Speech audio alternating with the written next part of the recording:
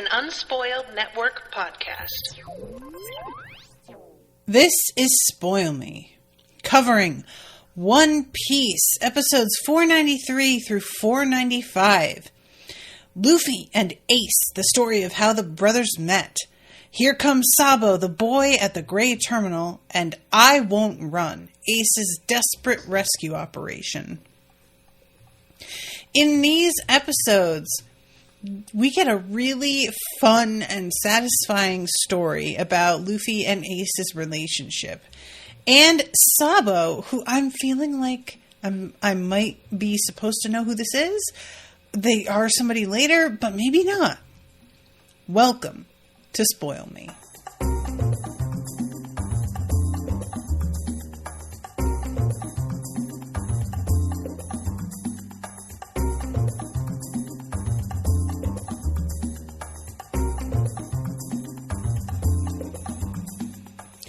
Welcome to the show, everyone. I am Natasha. Thank you very much to Florian for commissioning this episode. And I also just want to mention, and Florian's here in the chat. Hi, Florian. So I was instructed to skip over episode 492, as it is like a filler episode, I guess. The Hulu, lineup skips right over 492. It's not even here. And I am super curious about that. I don't know if that's something that's the episode has been taken off the air entirely for some reason. If it's the way that Hulu has structured seasons means that if it is a filler episode, they have just started to omit that. But I just was very surprised by the fact that I didn't have to manually skip past 492. So I don't know if there's any info out there about that. And it's not important really, but I am curious about it. So, okay. 493, Luffy and Ace, the story of how the brothers met. Guys, we have seen them as children and the way that they met. So I was sort of we didn't see how they met. That's wrong. But we saw some of the backstory about Ace as a kid and the way that he was treated. So I sort of thought that we were going to be joining them in that scenario, that situation. And this turns out to be a very different setup at this point in their lives. Florian says 492 is a crossover between One Piece and another anime. Maybe they do not have the rights for the other anime. That's interesting. What's the other anime that they crossed over with? And I should mention, too, that this episode had a whole new theme song, which, in my opinion, is a banger. And I have actually stopped fast-forwarding past the opening credits. I don't watch them because I know that they can have spoilers in them, but I let them play out in the background while I do something else until the episode begins, because I actually really, really like this new song. And I'm sad knowing that eventually it's going to be replaced with something else, because I'm sort of let's just keep this one. This one's really good. But yeah, so we begin things with the narrator reminding us of everything that happened at Marineford and the fact that Ace has died, and telling us that, we're going to go back 10 years and go to the East Blue. And that there is this place, a town called Windmill Village, where people live quiet, peaceful lives. But it was the nearby Mount Corvo where few would dare to set foot, for only the strong could survive in its dark woods faced with beasts that would make quick work of trespassers. And we start with Luffy being carried by the mouth by Garp, and continuing to yell about how he's going to be a pirate. He doesn't understand what's so wrong about this. And the situation here, he's turned into Rubber Boy already. He's already eaten this gum fruit. And Garp is still determined that Luffy and Ace are both going to become Marines. But obviously, I don't see how he thought that was going to happen when he sends them to live with literal outlaws. Garp, I know that you had limited options, and I get that, and I'm not judging you for that at all. I understand the difficulty. However, I must say, you were sending them to live with, like, underworld shitheads. And the fact that you thought they would turn around and become Marines after this is frankly laughable. And you really have nobody to blame but yourself. So, sorry about it, but you really played like a major factor, I feel like, in where they both wound up. Florian is saying Toriko is the other anime, one about finding great food, I think. Okay, hi. Why has nobody commissioned Toriko, please? Because interested. You guys, just an aside. I have become increasingly aware over the past couple of years, between some reading that I have done and some, like, eating at different locations in Dallas, because there's, like, a big Korean population down here. I really am deeply unfamiliar with, like, most Asian cuisine. Really, really unfamiliar. And I need to, like, get on that, guys. I really want to know and learn more.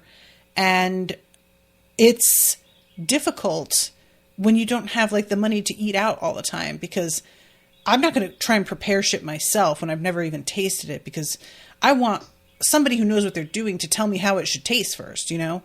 But it's not, it ain't cheap out here to eat anymore. And so there's just a lot about Asian food in general that I have realized I didn't know. And I would be very, very interested in an anime about food. Anyway, okay. So, Dadan, yes, exactly, Florian. So Dadan is this very tall, broad, red-headed woman who is later called a hag many times over, and is evidently the leader of this gang of, like, mountain bandits. And Dadan is, like, she's a hard ass in a major way. Like, I'm not trying to pretend that she is just, a heart of gold underneath it all. If only you'd give her a chance. Because, like, she tries to find a way to offload these kids and keeps being basically blackmailed into taking care of them. So it's not like she's at heart a great person. It's more that she seems like pretty easy to manipulate. Like, she doesn't think too far ahead, and she doesn't have a real complicated mind, you know? So she answers the door, and she's very aggressive right out of the gate with, like, whoever's here, I don't want anything that you're selling or giving away or a lecture or whatever. But then she sees that it's Garp, and she's like, shit, what are you doing here? And the people who pop out from behind her, there's, like, this little guy with a turban and another dude who's got, like, a mohawk. She is called Curly Dadan. And then we've got, what is his name? Mountain Bandit. Oh, I'm sorry, guys. For some reason, the way that Hulu works is, like, if the little, like, thing that you go forward and backward on that shows you, like, where you are within the episode is up, it blacks out sort of the bottom of the screen, which is exactly where the subtitle is that tells us their names. So when I tried to, like, jump ahead a little bit, it completely blacked out the names of the other two people.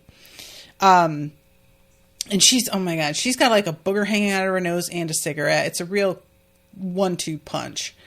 So Curly Dadan and Mountain Bandit Dogra, or maybe Dogra? Mountain Bandit Magra is the guy with the mustache and the mohawk. And she's, like, immediately going, I hope you're not here for another fucking favor, because Ace is already 10 years old, and we don't need to be dealing with another kid. And these guys are like, just take the brat away. We've had him for long enough. And Garp tries to be like, don't mind that. And he's like, but we do mind. And Garp says, well, that's a little bit too bad, because here's Luffy. And I love this. He says, tell them hello. And in the dub, Luffy just lifts a hand and goes, yo. And I know that they just had to have him say something one syllable to match up with like the mouth flaps. But yo, it was just so funny in this like little kid voice. I really, really enjoyed a lot of like the little kid Luffy dialogue. I found it very, very fun. And it's honestly like a little bit easier for me to forgive some of the Luffy-ish behavior because he's so small. He's meant to be about 7 years old here, that I couldn't help but think a few times that like, I can excuse this. He's little enough that this doesn't feel as foolish as it does when he is older and still low-key pretty much acting the same way. Florian says, we have not seen her, but we have talked about her because Luffy and Ace mentioned her. And you said she looks like a woman who just wants to watch her program and not be bothered. I don't remember saying that, but yeah, I was correct. Like, this lady, she's just got a vibe of somebody who's like, doesn't ask that much of life, but what she does ask, she better fucking get it. Do you know what I mean? Like, there are some people who are just super ambitious and never satisfied and always want more. Honestly, I can be like that. And then there are people who it's like, they don't have huge aspirations, but the things that they do aspire to, if they're not even going to get that, they really feel a way about it. Because that's part of the deal. If you have, like, lowered your expectations, then you expect them to be met. And I see that, you know? So this lady is just, like, disgusted that Garp wants to leave yet another kid with her. Garp presents him as his grandson, which you would really think they would make more of an effort to care for Luffy just out of the fact that Garp is claiming to be directly related to this kid, where I don't think he made any claim of the sort with Ace. But when they try and protest, of course, he immediately is just like, or you could spend your time in prison because you've committed plenty of crimes, and the deal being that you watch these kids and don't go to jail, I feel, is pretty good. And it's Dogra who's like, no offense, but there have been some times when Ace really made me wish I was in prison. That was what I would have preferred. And Luffy is out here just sort of like running off and into the woods, and he gets like something hit in his face. I didn't realize that it was meant to be spit right away. I was just sort of like, wait, is this something from the woods? Like, you know, he looks around and is yelling, who did that? And then you see Ace, who's just up sitting on this like tall boulder watching him. And Ace is really not here for Luffy at all, which wasn't what I was expecting. And I'm curious how other people were expecting him to be, because I just really thought we were going to have Ace sort of reaching out, being protective of Luffy right away. And no, not even a little bit. He is frankly, like, unwelcoming isn't even the word. You spit on somebody the first time you meet them and they have done nothing to you? That's just hateful. And for what reason? What reason, sir, did he give you for behaving like this? But it kind of makes sense after having seen the way that he was treated by everybody, that Ace just has a chip on his shoulder and really seems to be kind of coming at the world in a real aggressive, fuck you first sort of way. And also, I have to keep in mind, and this is something that, like, I personally don't have a lot of experience with, but I have seen it with friends and I have heard about it secondhand. So now I feel like I get it, and I would have felt the same way. I didn't grow up with siblings. And so I don't have the sort of hang-ups about I'm older and I want to be given my own, like, space, time with my friends, and not be, like, bogged down with this actual infant who's super annoying. But I know that there's a lot of people out there who were made to, like, care for siblings who were much younger, and it just really sort of brought the whole vibe down when they wanted to hang out with their friends and they were made to watch their, like, kid sister, kid brother. Or, from my point of view, when I went to hang out with friends and their little brother or sister was, like, foisted upon us when we wanted to just, like, be, like, cooler than shit, act like total adults, even though we were still children. And it just completely ruined the vibe to have this, like, you know, 8-year-old tagging along with us everywhere. And there was an element of that I felt as well, of just like, man, I had my own shit that I was up to. And I guess now you think, me and this kid that I have nothing in common with, who I only just met, are going to be fucking buds. And let me tell you, that ain't happening. I have no interest, and I don't care if he does, because it's not up to him. So Luffy, later on, when Ace is like, I don't get it. I've never made you, like, think that I wanted to be friends with you. I've never been nice to you. Why do you want to be friends? Luffy just straight up says, because I'm lonely. Like, who else is there? And it seems like that never occurred to Ace. And he has to take a minute and just be like, think over the way that he had been treated as a kid and the way that he was made fun of for who his father was. And just, the people were just really shitty to him.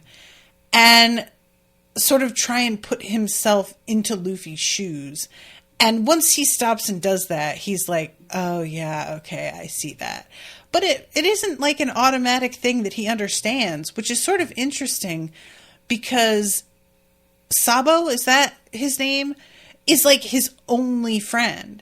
And you would think that it would have occurred to him, this kid doesn't even have a Sabo. But evidently it never did occur to him. Which, you know, sir, you just gotta think sometimes. Just think for like a second about how you'd feel. That's all it takes. And all of a sudden everything looks different, you know? Sorry, Florian is in the chat. He said he was talking about like their initial meeting and says, yeah, this was not what I was expecting at all. And it does make sense and is sad in a way. I was the younger sibling, but yeah, it is true. That is the sort of thing that I would have hated. Like, but at the same time, like I am somebody who's always hyper conscious of not wanting to like be in the way and be any trouble. So I minimize myself a lot anyway. And if I were a younger sibling foisted upon an older sibling, I can only imagine how much like worse that would have been. But also, I remember as a kid, like finding out that friends of mine had older siblings who had already gone to certain classes, been with certain teachers. And so when we started in like middle school or high school, a teacher would be like, oh, you're so-and-so's brother, and would recognize them and have like a point of reference. And also that kid had an older sibling who would have warned them what this teacher was like, or they would have just been socialized a little bit more. And I remember being really jealous of that because I was an only child. And as much as I mostly really enjoyed being an only child, there were a lot of times where it was very apparent to me how, what's the word I want here? How under-socialized I was in comparison to a lot of other kids. And it took me longer to understand like how to be. And there were kids that just knew because they had been surrounded by older kids and had a bit of a leg up. But anyway, okay, so Yeah, they keep trying to protest about how they're not going to take Luffy, but in the end, of course, sir, as you wish, sir. And Garp says, I'll stop by later when I have time. You can put him on my tab. Like, he doesn't even want to offer them any money to care for Luffy, which is, like, really particularly shitty, you know? And when Ace comes inside, he walks right past Luffy, who is, like, demanding that Luffy is demanding that Ace apologize for spitting on him. But we see the next time that they interact with each other that Luffy has decided to sort of take a leaf out of Shank's book and forgive because it's just not a big deal. And it's kind of a nice, like, callback to see Luffy just deciding, you know what? I would rather be friends. I'll just let this go and let it roll off my back. That's a good policy. And you can see that Ace is sort of nonplussed by that. Then you have Luffy, who walks into the house, and some dude comes up behind him and wraps his arm around his head and holds out a knife and says, give us all your money or go tell your parents to bring us their money. And when he says, I have a grandpa, tell us his name and we'll go find him. And Dogra says, it's Garp. And all of them immediately begin to freak out. And I was just like, were you really trying to rob a child that was in your house? That's how you wanted to play this? Like, y'all deserve everything you get. You are bad at this. What are you doing? And they all try to do the same, like, we aren't running a daycare. But at this point, Dadan pulls out all of this meat and is just like, it's dinner time, argue about this later. And we see some of the, it's not like this is where Luffy gets his appetite from because he's reacting with strong appetite on his own anyway. Like, but it's funny to see how he reacts to this food in every adult here, which is not usually the reaction that we see from other grown-ups. And because of, like, later on we find out that food is a little bit scarce and that Ace is the one that usually is, like, going hunting and stuff, it's a lot more understandable why everybody is, like, basically ready to throw fists to get whatever bit they want. And there's one last piece of meat that Luffy is reaching for, and the dog takes it. And he is given a glass of water and a bowl of rice, and Dadan tells him, you are going to have to fend for yourself. This is the den of the Dadan Mountain Bandits. We don't have enough to just go around. So you are going to have to figure out your own meals because we got stuck with you and we don't have the resources. He looks over at Ace, who's got a big plate full of meat, and Ace is not sharing. He has no interest, he's just like every man for himself. So Dadan, when she's telling him, like, you have to earn your keep, she's expecting Luffy to be like, oh no. But Luffy instead is like, oh, all right, well, yeah, I guess that makes sense. And she's really like, wait, what? And he's like, yeah, well, you know, my grandfather just dropped me in the fucking woods at one time and expected me to survive. So I guess that's just going to be the same thing living here. No problem. And I really enjoyed that reaction. Like, I know how to tough it out just fine. I was not expecting him to just immediately think to himself, oh, I'll just use the resources that I've been taught to use. I thought it was going to be kind of like, well, that's not fair, you know? And I should have known better. Immediately, he's like, well, there's plenty of water to drink out in the woods, and I can eat frogs and snakes and mushrooms and stuff all I want. I'm going to be a pirate someday, so I've got to be strong. This is going to be real fun. And you can see, Ace doesn't look over at him or anything exactly, but you can see that he's listening, and it has sort of made an impression on him, the reaction that Luffy is having. So Ace leaves, And Luffy just like chases right after him, clearly expecting Ace to slow down and wait for him. And he does no such thing. He just goes out into the woods and is clearly trying to shake Luffy. And it's really like hard to watch. At one point, he knocks down a tree, sends it at Luffy, and like if Luffy hadn't been made of rubber, he could have been seriously hurt. But since he's fine. But I definitely felt a bit of a way about that, Ace. That just was like, this is a 7-year-old boy. What the fuck, dude? And Ace is like crossing this bridge. There's all kinds of places where Luffy has like caught up with him, and he is trying to get him to leave him alone. When Luffy like catches up with him on the bridge, Ace like smacks the bridge so that Luffy gets flung off it into the air. And Ace is just clearly, if this kid dies, he could not have cared less. And later on, is straight up saying we should kill him. And I was just like, what in the fuck, Ace? Jesus Christ. So we find out later exactly what's going on here. But basically, Ace is just trying to keep Luffy from finding out where he's hiding out with his friend and what it is that they've got going on. Because they've got pirate treasure and they're saving up to get a ship of their own. And they do not trust that this literal child is going to be closed-mouthed about this. Which they're right to think that, frankly. It turns out Luffy can keep his mouth shut when he wants to. But he has to, like, understand the threat in a way that he often doesn't. You know what I mean? Like, he'll just blurt shit out without really thinking about it. And it's just the fact that he is threatened so immediately and directly that he knows that this is somebody that I don't want to say that to. But yeah, like Luffy, when he gets thrown off of this bridge, it takes him a long time to like get back to the house. And everybody is just sort of thinking that he might be dead. Like, what are we going to say to Garp when he finds out that his grandson is dead? Dadan is being really weird about it, and it turns out that she's drunk, so that's part of it. But she's starting to just be like, well, who cares? One less crappy kid in the world. Maybe he should have thought about what would have happened to him before he left him with a bunch of bandits in the woods.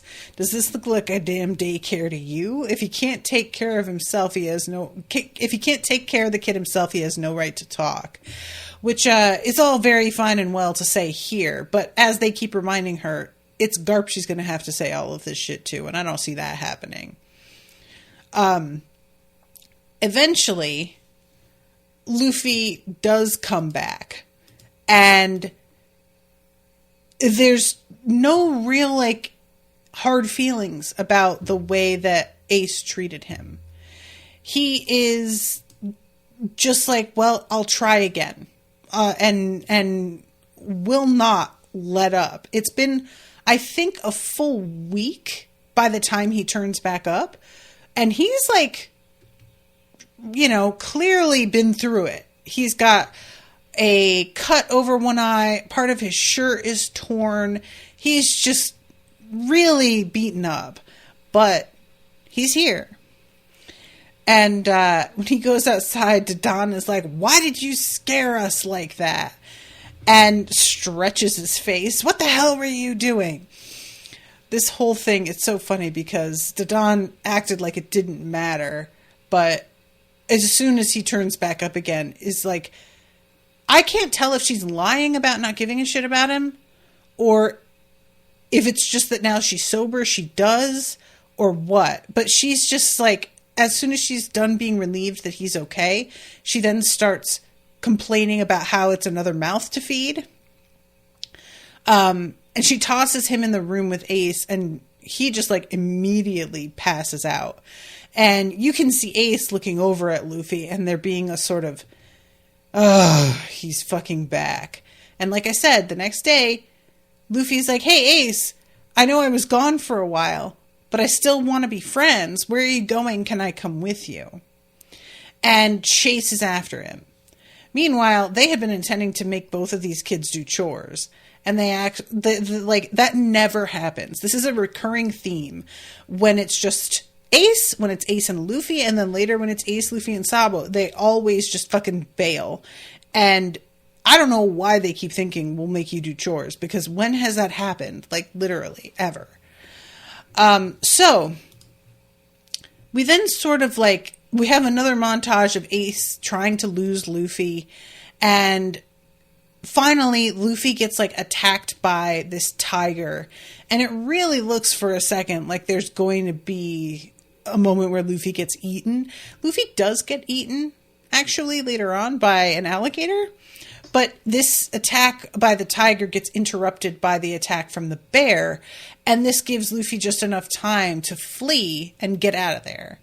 Ace is watching the whole thing, but he doesn't actually step in. I'm not sure if there's anything that he could have done, so I don't blame him for that. But he does seem pleased when Luffy manages to get away, right? So we're jumping into the second of these these 3 episodes. Luffy has like run off and found this weird area, which we later find out is called Gray. I'm trying to find it. It's like Gray Interior. It's not Interior. I can't remember the name of this. Florian says, Luffy just does not want to be lonely, and thinking of his crew, this makes sense. He wants good people around him. Yeah, definitely. But yeah, he comes across this place, Gray Terminal. That's what it is. He has found this, what basically amounts to like a dump on the edge of town. And it is full of all kinds of junk that the merchants will buy up. It's like taking things and going to like a pawn shop, basically. And there's a couple of dudes who are heading in there and have made a killing, apparently, going to some merchant and got a lot of money. And they are not on their guard at all, because they're both big, strong dudes. And so I just feel that they aren't worried anybody is going to come for them. And they are not ready for Ace, who is out here lying in wait, looking for anybody who has money. And he just beats the hell out of them and takes it. And the fact that he is a kid is part of why they don't see him coming, because he just does not look like a threat. And the people who live around here are also like, they're described as like rogues and misfits cast out by society. Crime and disease run rampant, with neither Marines nor doctors present. So it's just very much sort of like a wasteland where anything goes. And this is where Ace is going to, like, you know, to try and make his fortune. And Luffy follows him out here and doesn't know what Ace is up to either. And we're just getting this like little montage of Ace fighting, but we're not seeing who it is that he's up against. So it comes as a big surprise when you see like this grown man sprinting away in terror and then finding out that it was Ace who like took his shit. And there's just, it's a lot of scavengers and people fighting over things. There's a whole scene with like a guy stealing somebody's, some poor dude found a pearl necklace, and there's a big fist fight over it, and somebody else takes it, and then they got one hand to another, you know. But eventually we see Ace with a big sack of loot coming up to this huge tree, and he is meeting Sabo, and it says Sabo, 10 years old, a boy who lives in Gray Terminal. And he's got what looks like a chipped tooth. It's not even a missing tooth. It's like the tooth is broken. And they have got a lot of money. They're talking about how this might not be enough for a ship, but I really feel confident it is. And the two of them have been at this and like really making a killing. It's surprising in a way that that more people aren't on their guard regarding these kids. But at the same time, I could understand how people don't want to admit that they got jumped by like a child, because that's so embarrassing. Like it reminds me a little bit of, if for those who haven't seen the movie Hustlers with Jennifer Lopez, I highly recommend it. I'm not like a Jennifer Lopez fan in general because she's a very problematic woman. But that is one of my favorite movies ever. And it's a true story about some strippers who, after the crash in 2008, they had been making really good money. And then all of a sudden, all of these like different, hedge fund businesses, Bear Stearns and whatnot, they all went under. And so their top customers at the strip club didn't have any money to spend, and they were just not showing up. And so they had to devise a new way to make money. And what they decided to do was drug these men and take their credit cards out of their pockets and use them to give themselves huge tips. And the guys would wake up after having been drugged, and they wouldn't admit to anybody that this had happened. They would play it off like they spent the money on purpose because they have the money to spend and they had a great time. And sometimes they'd even go back a second time and just pretend that it was just like, oh, it was a debauched night out where I don't remember because I got fucked up, not because these women actually drugged and took advantage of me. So they got away with it for a long time because nobody really wanted to cop to the fact that this was what was going on. And that's what I was just assuming was sort of happening here. But yeah, eventually they get approached by Luffy, and this is like their secret hangout and where they're stashing their money that means everything to them. So the fact that Luffy is here and sees them is a fucking problem. Like, they are really upset about this. And Ace had thought for sure that he had given Luffy the slip. So the fact that Luffy is here, he is just so irritated about it. And eventually they grip Luffy up and tie him to a tree, and they decide to kill him. Kids,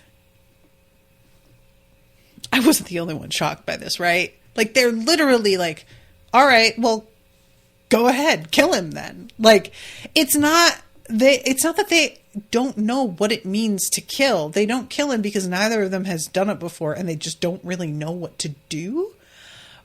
But I wouldn't say that they say they're going to kill him and chicken out. I want to say that because it suggests a line in the sand of morality. But I can't honestly say it because I don't think that line is there for them. I think that had either of them owned a gun, for example, and knew if I just pull the trigger, this problem is no longer a problem, I think they would have done it. I just kind of think they would have done it. And it's upsetting. Eventually, when Luffy realizes that they are going to kill him, like, he's trying at first to just sort of be like, oh, you guys. But then he realizes they are actually serious about it and begins to sort of try and yell for help. And once he begins to, like, cut up, it draws, like, the attention of some people nearby. And even though Luffy attempts to stay quiet, it's no use. He gets got by this dude, this huge purplish haired dude, whose name is something sort of weird. It's like Portgarris, something like that. But he asks Luffy if he knows where the money is that's been stolen from them all, because they took from this dude who turns out to be a Blue Jam pirate. Blue Jam. I really don't know what to think of that, guys. I feel like that's a bad name, but I can't exactly articulate what's so bad about it. I think it's just that it sounds so close to Pearl Jam that it just makes me giggle a little bit. I think that's all it is, to be perfectly honest. But this dude, they didn't know, like, who they were fucking with. And once they realized that that's who they stole from, Ace is like, oh, shit. And Luffy attempts to lie that he doesn't know where the money's being kept. But we get to see, like, the most terrible, like, staring off to the side, speaking out the side of his mouth, like, no, I have no idea where it is. And it's really funny how, like, they're immediately like, oh boy. And this is the exact kind of animation that we get later when the bandits are all trying to lie as well. And I just find it really funny that this is meant to be like the way that you know somebody is full of shit. It makes sense. Like, it does. I see this being a bad liar, but I did think it was funny because there's something about it that's so specific. You know what I'm saying?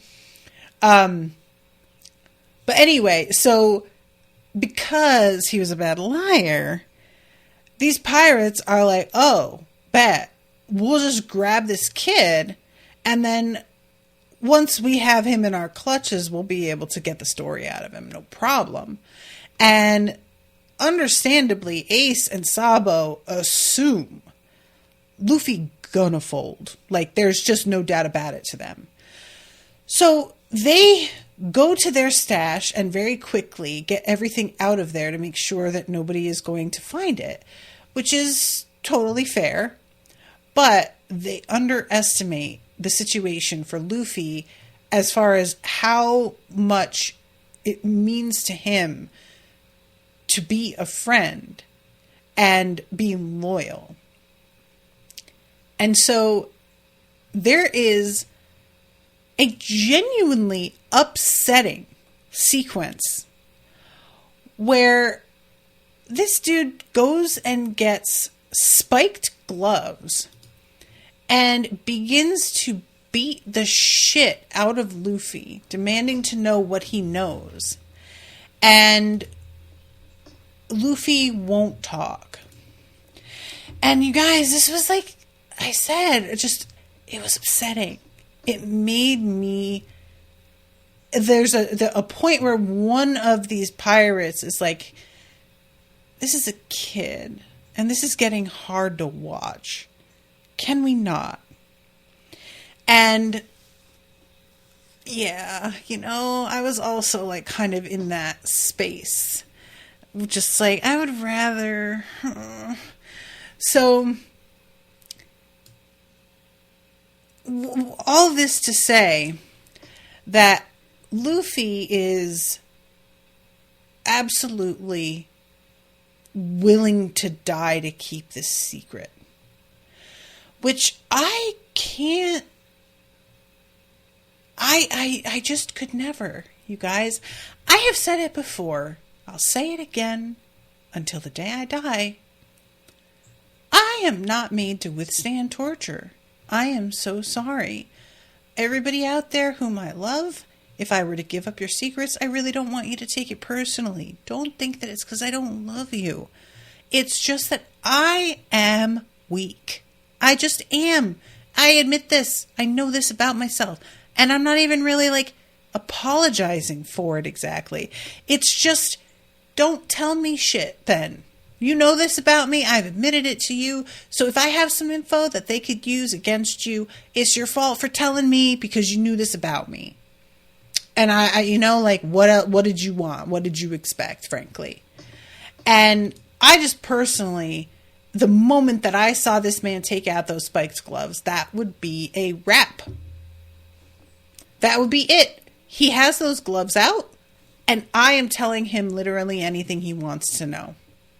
I just couldn't, I couldn't withstand it. It would not happen. And it's just something that I have known about myself and have grown, I have come to peace with it. How's that? So anyway, that's what's going on here as these guys are like, frantically finding a new place to hide all of their money, carrying it in boxes to like this other location. And they're doing it because they fully assume that Luffy's going to crack and tell them. And Sabo is like, finally at one point, after watching the spot where their shit had been hidden, realizing like nobody is coming, he goes to Ace and is like, dude, I don't think he's told them. Which means he's still being tortured right now and hasn't spilled his guts. And we actually see Porchamy, that's his name. We actually see Captain Blue Jam, and he is so weird looking. He has these teeth like jack-o'-lantern teeth. But he is saying how like maybe Porchamy hasn't come with his money because he thinks he's going to be able to get one over on his captain and take off with it. He doesn't know that Porchamy got robbed yet.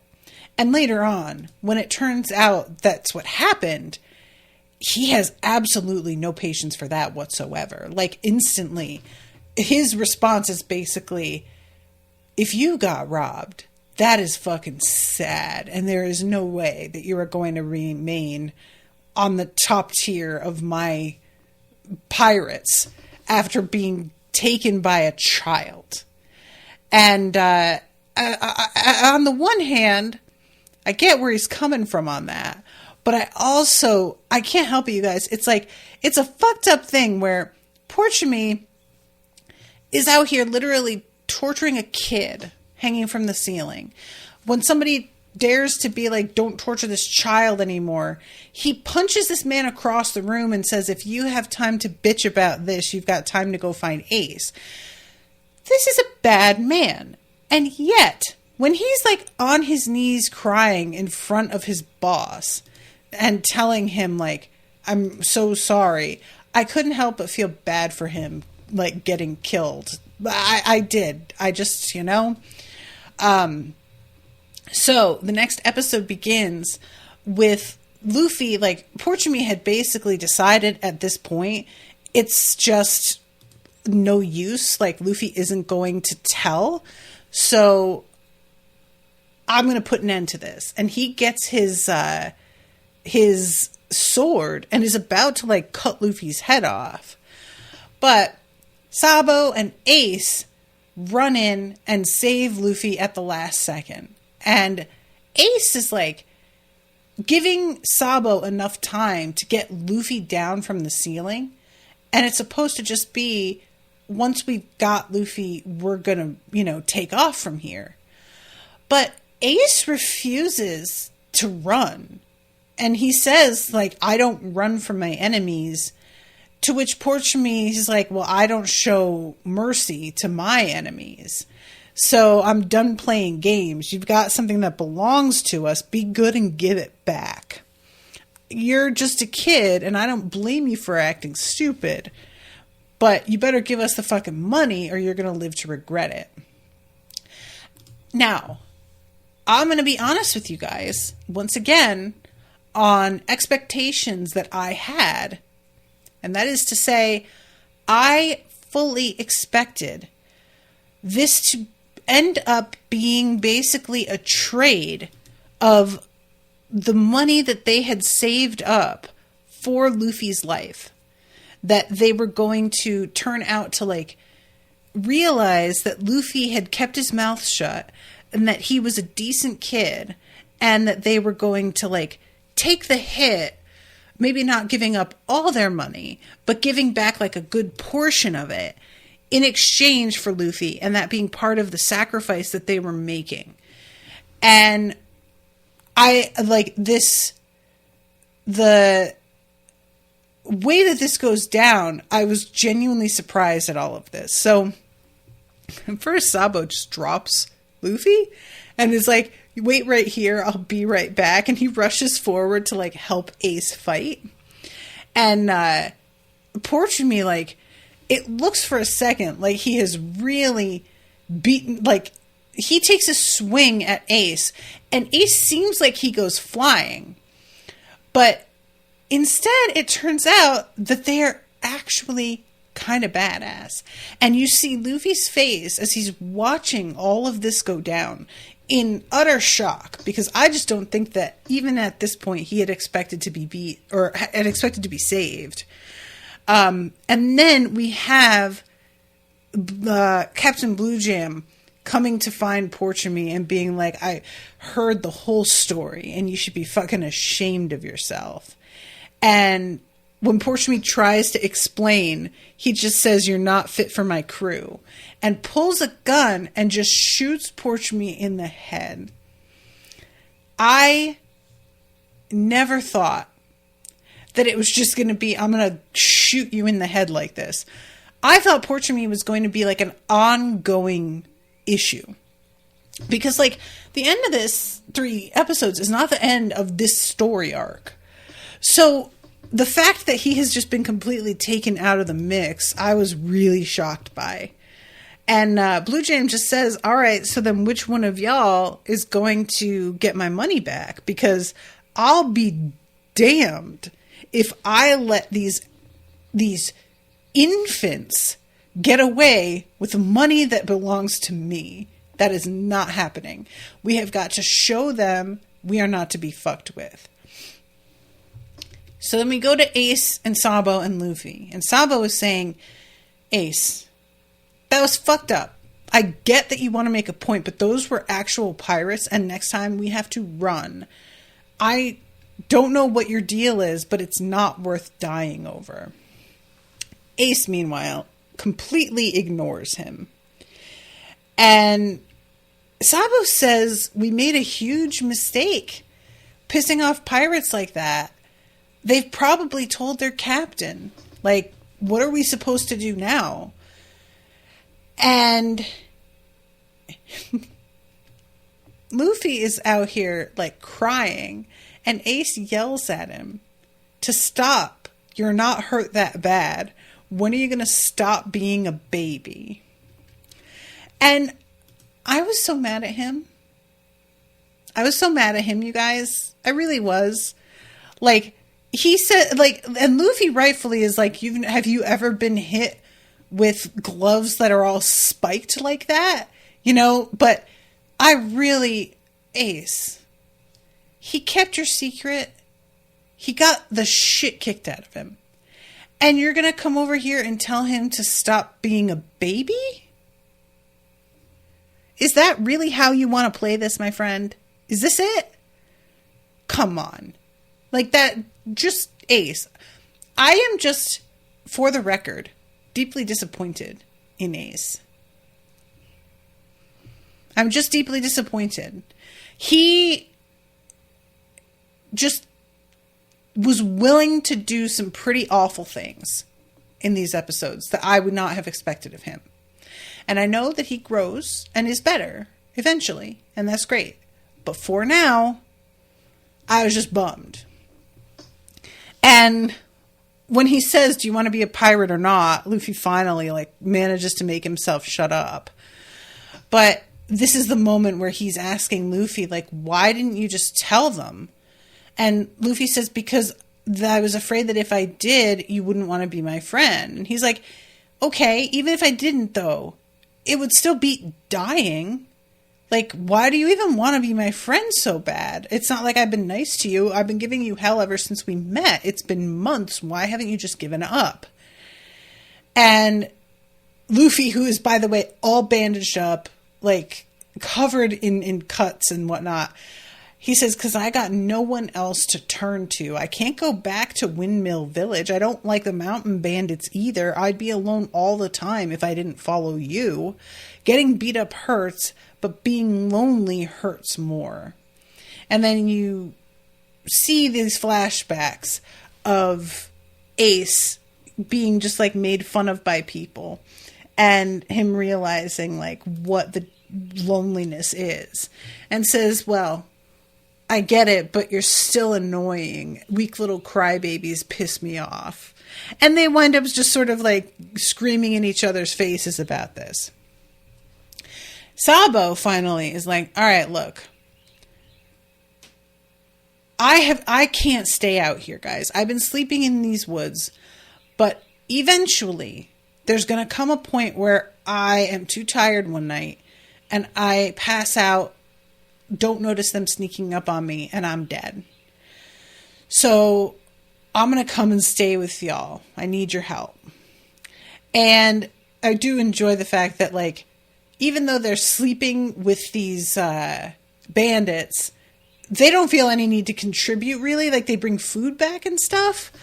But the whole thing with the chores that was supposed to happen is just not on the table in any serious way. And I really do enjoy that when they come back, like, they're all covered in bandages, and Doggerah is just like, what is going on with these guys?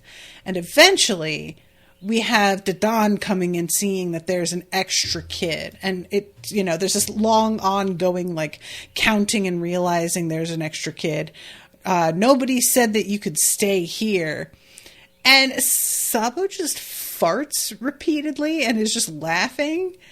It's such a weird sequence. All this to say, Sabo eventually, like, tells her, I heard you're a tough old hag. I'll be sure to mind my manners. And she's like, all right, the tough part is true, but stop calling me hag. And he's just grinning at her, and she's getting angry. And eventually, as they're, like, sort of going head to head with her anger and his smile, she just collapses and is like, all right, fine, but no free rides. Get to work this instant. And Sabo says, you got it. Thank you.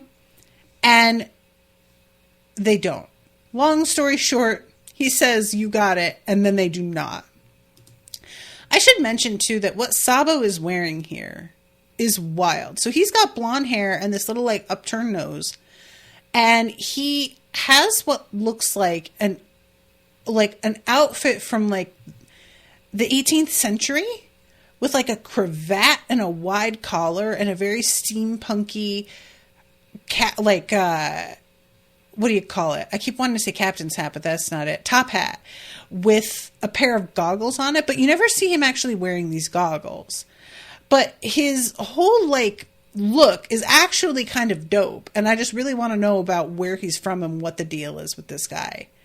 But yeah, eventually we have, like, the sequence of them all in the woods playing around, and eventually them joking about how Luffy can turn into rubber.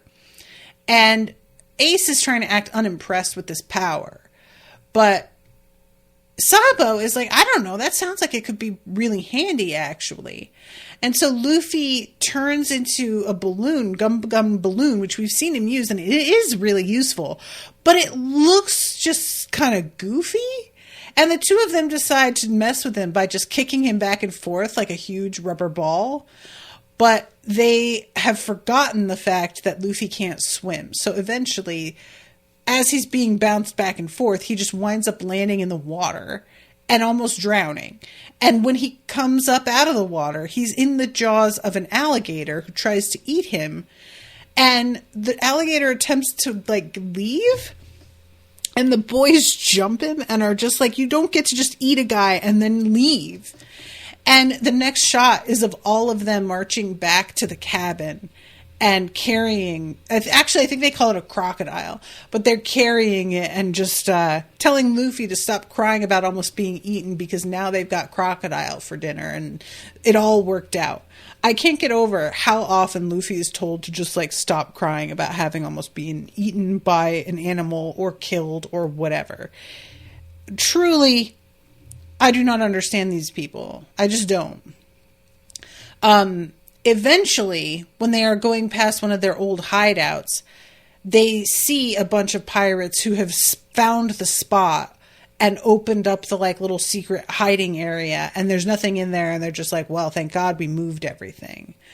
But it's unclear how they found it. I think it's just meant to be that he's, like, sending pirates into the woods to just comb every inch of the place.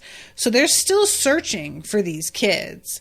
And at one point when they try and go back into, like, the town area, they run into pirates who have the, like, Have you seen these children, like illustrations of what these kids look like?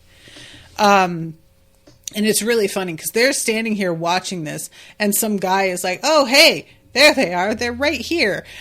And they flee, but it just really feels like they had thought they could keep doing what they were doing to like save money to steal it from people. And the shit is too hot now. Like, they're not going to be able to pull this off anymore. So yeah, Sabo is saying like, we have got to lay low for now because there's too many of them, and we have to wait until they get bored so that we can resume activities. Ace, for his part, is like, why should we wait? If they find us, we'll just fight them. And Sabo's like, why would we pick a fight with like 100 guys? We can't beat them. What are you doing? And it just becomes increasingly clear. Ace is kind of reckless and foolhardy. Sabo is his bud, and they're like in this together. But Sabo has a much more realistic view about what they can accomplish. And it's just, I don't know. I feel like Ace is going to fuck this up. I feel like he's going to do something stupid.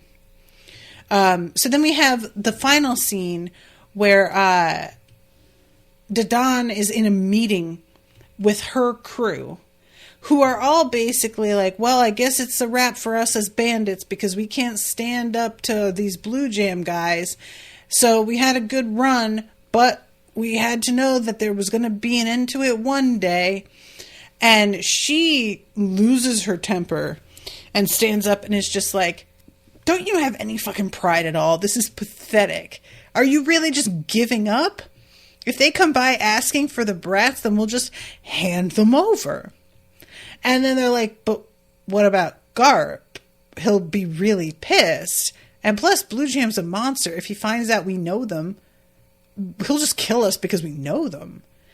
So then she's like, oh, all right. Well, then we'll say we don't know them. And she's like, pretend you don't know them. And she does a little role playing.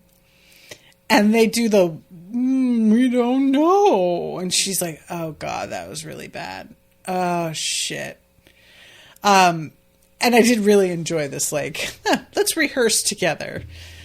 And as they're all talking about this, here these three come walking up the way with the crocodile for dinner. And it just really feels like they're realizing there's going to be a major change on the horizon. And it says from the narrator, fearing for his life, Sabo left Grey Terminal and found a home with Ace and Luffy, much to Dadan's dismay. For the three unwanted guests, it was a never-ending party. Making any excuse to get out of their daily chores, they hunted wild animals in the mountains, tussled with hooligans in the city, dueled with pirates at the cove. Within time, news of their wild exploits reached far and wide, even over the high walls surrounding the center of the kingdom. And that is the end of the episode. So, yeah, this is a really good trio of episodes. I'm really looking forward to seeing where we go from here. This will be fun. And I like Sabo a lot. So he's a fun new character. All right, guys, I'm going to wrap this up. Thank you again so much for hanging out with me. Thank you to Florian for commissioning this. I hope that y'all are enjoying the coverage. And until next time, toodaloo, motherfuckers.